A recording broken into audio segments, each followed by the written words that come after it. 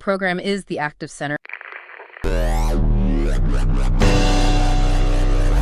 So today we're unpacking a number that's been incredibly stubborn in the American economy. Right, the homeownership gap. Exactly, the gap between black and white households. You always hear this 30 percentage point figure, but we've been looking at reports from the Census Bureau and the Urban Institute. And they suggest that if you change just one variable, the whole picture shifts. And that variable is marriage. It is. It acts as this massive statistical equalizer. The data on this is surprisingly loud. Okay, so let's call that the catalyst. How much does a wedding ring actually move the needle here? A lot. The overall gap is what, around 28 points? But if you isolate just married couples, that number gets cut almost in half. Down to what? It shrinks to somewhere between 15 and 18 points.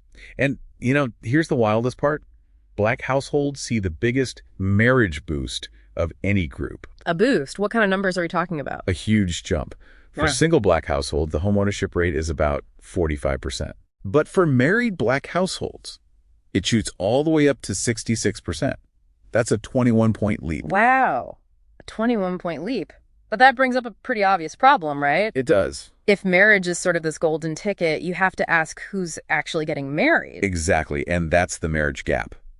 Looking at the 2025 demographic projections, the marriage rate for white adults is about 53.5%. And for black adults? It's much lower, only 29.4%. That is a stark difference. So it sounds like the lower marriage rate is almost acting as a bottleneck. It's a gatekeeper.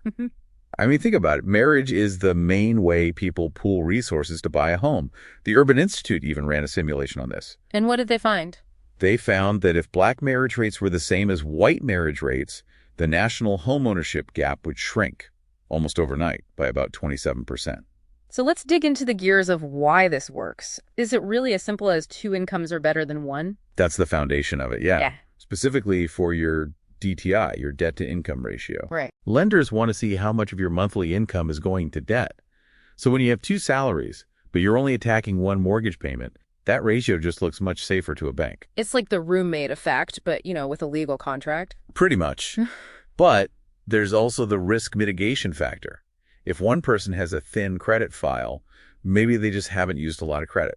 A second applicant with a strong history helps. It buffers that risk. It tells the bank there's a backup plan if things go south. And I saw in the notes, for households earning over $150K, the gap shrinks to less than 10 points. So money talks. It does, but it doesn't solve the whole problem.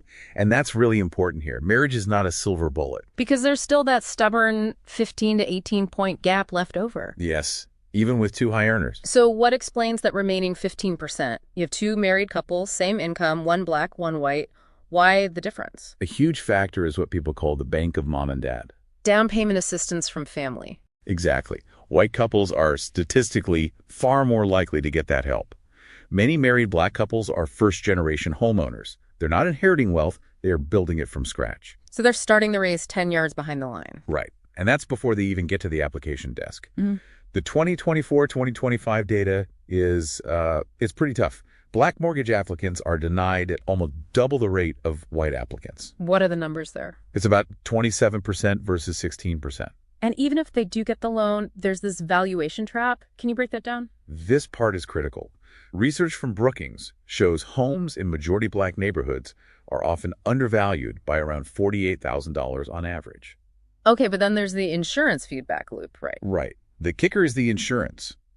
Because these areas have faced historical disinvestment, crime rates can be higher.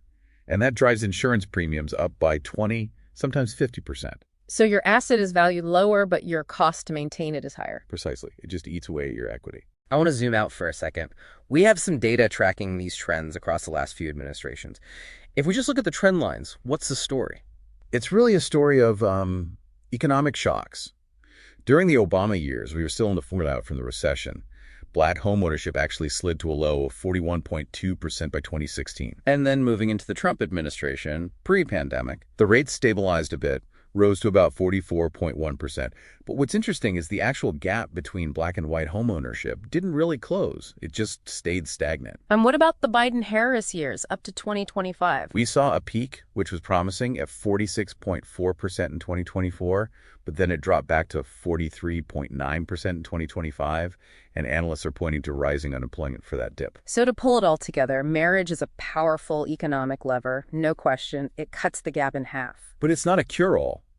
You can pool your resources, sure, but you can't marry your way out of appraisal bias or a lack of generational wealth. And that's the thought we want to leave you with.